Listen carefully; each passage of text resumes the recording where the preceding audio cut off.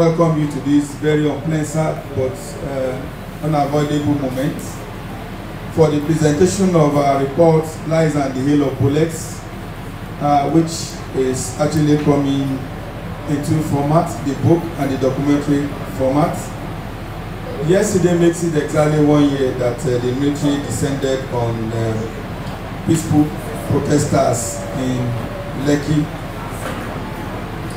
And just to refresh our memories, what we see every day is that the notorious SARS, as we know it, has been profiling people. And let me tell you, sometimes the youth think that it's only they themselves. I have been stopped to provide receipts on my laptop, and I just laughed, and I said, well, it doesn't have a receipt. Because frankly, I bought it from a store outside Nigeria, and you don't get receipts for buying even a car. So I said, well, I don't have a receipt. And the protest lasted for several days, and rather than yielding to the 5-to-5 demands of the youth, by October 20, soldiers and policemen descended on Lekki. And as they say, the story it's just unfolding up until yesterday. And we, like several other Nigerians, think that the protesters were unjustly and inhumanly targeted. The stories from the Nigerian government kept us changing by the day. We moved from, with the soldiers did not go to Lekki, to who authorized them to go to Lekki. Oh, we didn't shoot bullets. Oh, it was rubber bullets. Oh, one person died. No, nobody died. And so what we have tried to do, and we have done, is for this multitude of narratives that government and its proxies are pushing out. We want to document as much as possible the narrative of the youth that survived the shooting in Lekki. And we are trying to do that for posterity's sake. You know, let me be very clear, NSAS is not going to die. And the people that got injured or wounded, their contribution to the new Nigeria of our day will not be in vain. And that's exactly what we're trying to do. And from the testimonies we've listened to, because we want to make this very quick, because we are going to do a 30 minutes of the video, there are still questions that they have been trying to evade or not answer correctly. Who actually invited the army to Lekki? Now, every story we've listened to, even at the panel, pointed to a senior military man that came to stop them. Why is the government hiding this military man that seems to have the most accurate information on their side? Now, they don't want us to know. Why are hospitals forbidden from releasing bullets that they extracted? In fact, once they extract the bullet, it disappears. In fact, you that is a bullet victim, you no longer have authority to it. Now, why is the desperate, orchestrated cover-up by government and its agents against unveiling the truth about what happened in Lekki? To the extent that they are so intolerant of even a memorial of that shooting. And as far as I'm concerned, the event of yesterday now becomes a gory affirmation that this government has not learned any lesson. But the Nigerian youth, they have spoken, and the government will listen. Enough is enough. There must be an end to police brutality in Nigeria. What the youth are asking for is a just and accountable government and an accountable system, be you police or the army. There is no democracy without dissent. In fact, those that are in places of power today were the people that were, you know, organizing protests and dissenting yesterday. And so every attempt by this government to erode our basic right to dissent and basic freedoms will fail. For the police, it is unfortunate that they have continued to act like a regime protection force and an elite protection force. And so, today we are joining the call for justice for all SARS victims. And they are there everywhere. But the government is also using a narrative that we must not fall into. They will say we are looking for justice for SARS victims, but they are not even talking about justice for protest of NSAS, I mean the victims of NSAS protests. So specifically today, we want to reject that narrative that is talking about justice for SARS victims and not justice for protest of NSAS. Because there wouldn't have been NSAS protests in the first place if there was no problem created by SARS. And so, while they are talking about NSAS victims, I mean SARS victims, they are not talking of victims of NSAS. And so justice must be done to all the victims of NSAS, victims of that shooting in Lekki.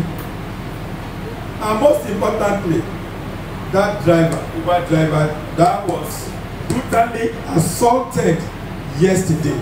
He was dehumanized, beaten, and in case you don't know, this guy was actually pepper sprayed at very close range. They sprayed pepper spray into his eyes.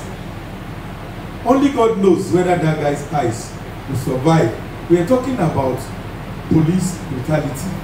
And again, look at the gory scene they gave to us yesterday. And I don't want to speak too much, but I will not respond to our elder, Lai Mohammed. He's already old and should go home. And so he's saying, is another word.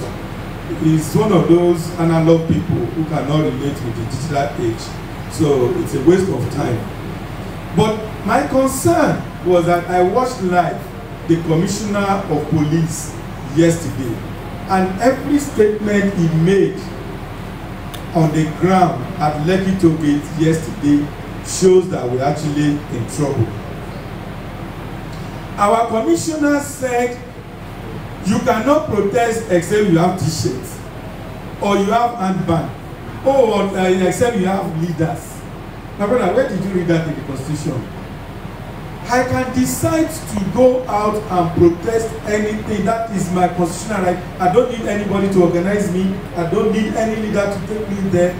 If I disagree with anything, it is my constitutional right as a Nigerian to do that within any space or the territory called the Federal Republic of Nigeria. He even said that the people that they arrested, what were they doing in Lekki Toll Gate? After all, Lekki Toll Gate is not a marketplace. Come on. I mean, so this is where we are as Nigerians. That the people that came out, leading other people like us, that we must end police brutality in Nigeria, they are very, very right. Because the current police, their psyche, their thinking, they were saying kill him, pepper him. I mean, policemen that are supposed to protect Nigerian citizens are saying that on live camera. You could then imagine what happened within their stations. This is Federal Republic of Nigeria, not Animal Republic of somewhere. And this is why we are saying no. And so, we call for the release of all the protesters that were arrested yesterday and are languishing in the various police cells across the country.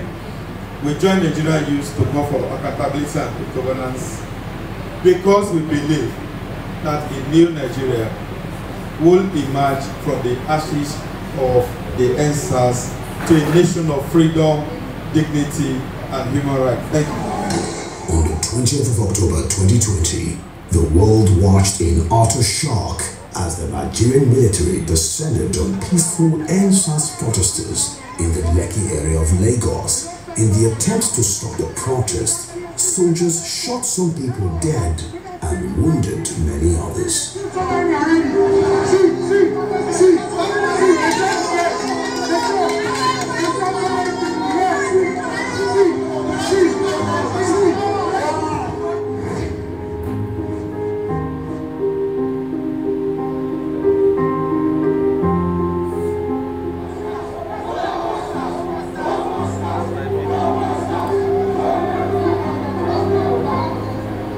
In December 2017, an online advocacy, #EndSARS, was birthed.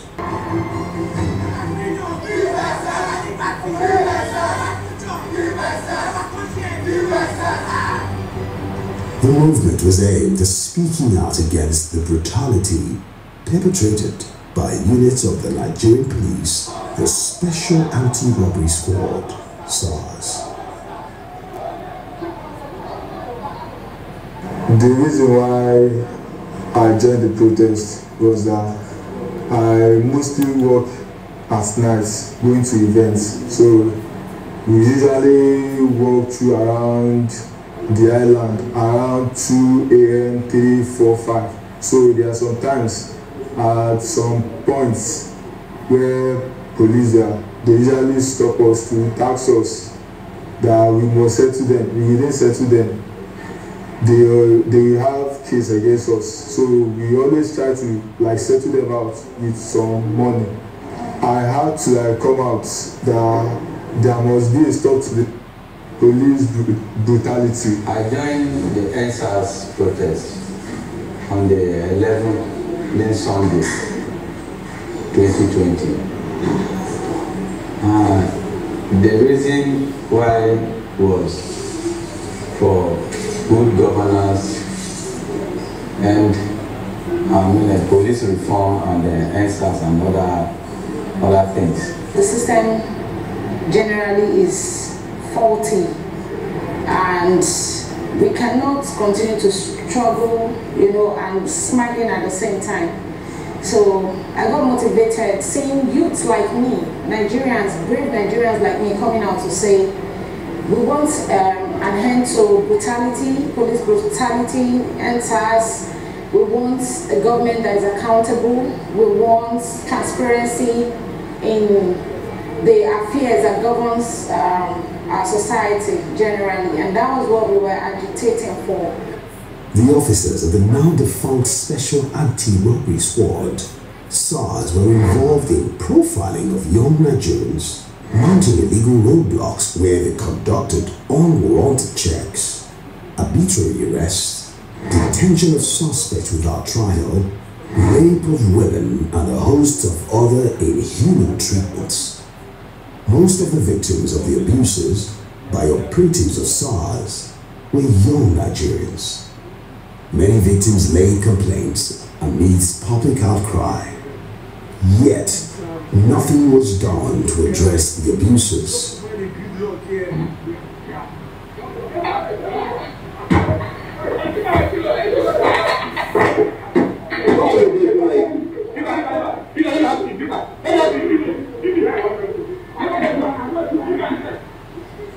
Though the government made several unkept promises, only the first step in our commitment to extensive police reform in order to ensure that the primary duty of the police and other law enforcement agencies remains the protection of lives and livelihoods of our people. The authorities failed to put checks on these dreaded police units. The world watched with dismay as it became a crime for young Nigerians to be successful and own flashy cars. Youths got arrested and some were shot for mere excuses like wearing a dreadlock or having tattoos on their bodies.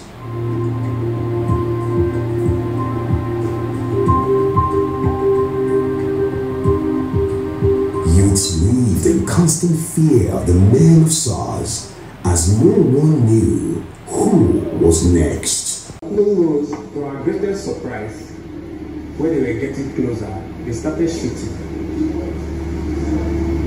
So everybody was now, the place was now in chaos. So everybody was now running. A lot of people went down. A lot of injuries. Some died. The truth is that I was there live. And if anybody is coming out tomorrow to say that Lekki massacre didn't happen, that person will be the greatest liar on earth, because I was live. I was there. Gone they go everywhere, left and right. I don't even move over at me. I just stay there because I really say if I want, no one will touch me. Because I see people when they want they touch them when they fall from my face. So that's why I don't want. I get for the military. Until the soldiers they surround us. So they surround us, they don't say more come out, more live there. They don't say we don't kill you. Say they don't shoot people and some don't die. Say we need ambulance or they carry these people go hospital before we leave the place. They don't speak, they see they shoot or tell that or one of the commander come our front, follow us talk, say what you want. Because we don't want them to say I don't care about that. Say until they carry them go hospital. All those CJs, they shoot them for head, they blow their head. They blow their head. They pursue many people.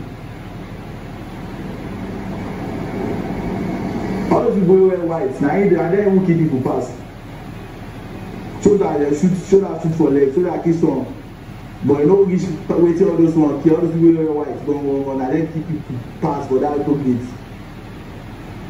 Because people so they don't shoot for legs, when they don't feel more, people will don't get wounds. They don't be one very well, and then kill them, they kill them front of toll gate. The blood they there 2 hours night. Yes. I personally, I was the one that arranged that barricade straight to the stage that demarcated the protesters and the army. And I was holding my flag because when they were shooting, we were hearing a voice that was shouting, "Sit down, don't run, sit down, wave your flag, chant the national anthem. If you run, you'll be hit by a strange bullet." So we now all sat down. When the army now came close to us, they were like the barricade was demarcating us. It was just the barricade that was demarcating the army and the protesters. They were shooting into the protesters, the crowd of the protesters. They were shooting live and they were shooting on air. They shoot live and they shoot on air because it was not only one army. Some were shooting live, direct, straight bullet, while some were shooting on air.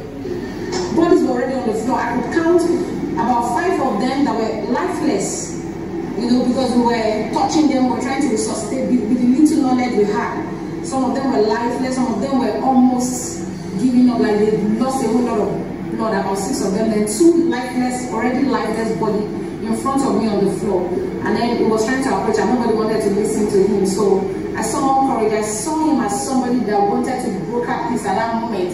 So I told him, I said, I raised up my hands and I called towards him and I said, "Sir, please, we need ambulances. People are dying. Look at the bodies on the floor." And he said, "Who are you?" I said, "Well, I'm one of the like coordinators." He said, "Okay, come, go and get the ambulance." "Where is the ambulance?" I said, "Sir, I will not leave if one of the armies didn't take me out, because I see them asking people to leave and they shoot at them." He said, "No, don't worry, do." I said, "No, I will not leave." We saw some staffs of the LCC. They came to the barricade because if you know the customer center very well, there's a barricade that separates the customer center itself and the parking lot. So we saw them. What we saw there, we went to them and we were like, "Please, if there's anything you guys can do for us tonight, is to turn on the toll gate lights." We're pleading with them, and I remember the response of one of the staff. He said, "Do you want us to lose our job?" Now this is the order they got from their boss, that they can't turn on the light. The order they got was to turn on the light and not to turn on the light. And if you know the toll gate very well, once it is getting dark, that place is always bright because the billboard alone is a light on its own. Then they have lights around, like street light and the rest of it, everything going off. So we pleaded with them to turn on the light and they refused. And at that point I saw the military men, they took 3 dead bodies and threw them in their truck.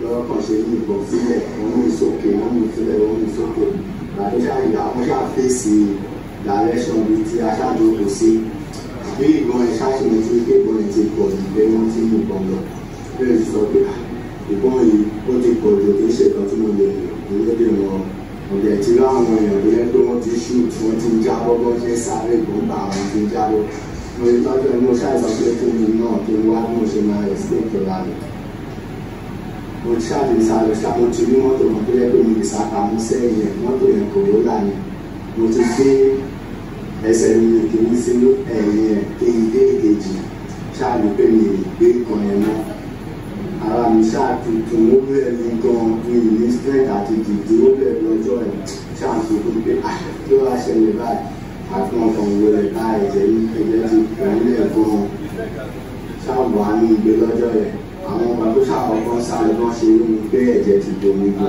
ó ṣàlàyé mi ìgbà tó jẹ́ pé àwọn náà wọ́n tó ń sáfẹ́ mi wọ́n fi mí sílẹ̀ àwọn sẹ́ẹ̀tì mi náà ti gbé mi ìgbà tó ṣàgbé mi sílẹ̀ pé ọgbọ́n kan ṣáàkì sára mi mọ nínú ọ̀dọ́ ṣáàgbé ó ṣe bó aṣọ ènìyàn tó bá ń ṣe so ẹsẹ̀ ìgbà tó wá ṣàyà ńlá ní máa kàn máa ń ló ṣàyàwó pé ní ìgbè sáré mọ́ kí ló bẹ̀rẹ̀ sáré ló ṣe bẹ̀rẹ̀ wọn bọ́ ẹ̀tọ́ tó ń pè síbẹ̀ tó ṣàgbé tó ń sa ṣáàní tó pọ́ǹdì ọ̀kan bá mi gbé mi dáadáa ó kàn gbọ́ ọmọ mi láyé wọn ní ẹni sọ pé water bullet ní pé wọ́n nìkan wọn ò ṣe anything bí aṣáàmúgbó oríṣiríṣi formation nínú gbogbo protest tí wọ́n ṣe lẹ́kọ̀ọ́ ti lẹ́kí nìkan ni wọ́n ti tàjẹ̀ sílẹ̀ aṣáàmúgbó pé báwo ni ó jẹ́ pé ó ti lẹ́kí ni wọ́n ti tàjẹ̀ sílẹ̀ èèyàn tó yẹ pé èmi bí lọ́jọ́ yẹn gbọ̀ngàn tó yẹ pé wọ́n ti ṣubú wọn lè dìde mọ́ wọ́n pọ̀ gan wọ́n ṣàlè ṣubú tó yẹ pé wọ́n ṣe gbé mi lọ́jọ́ yẹn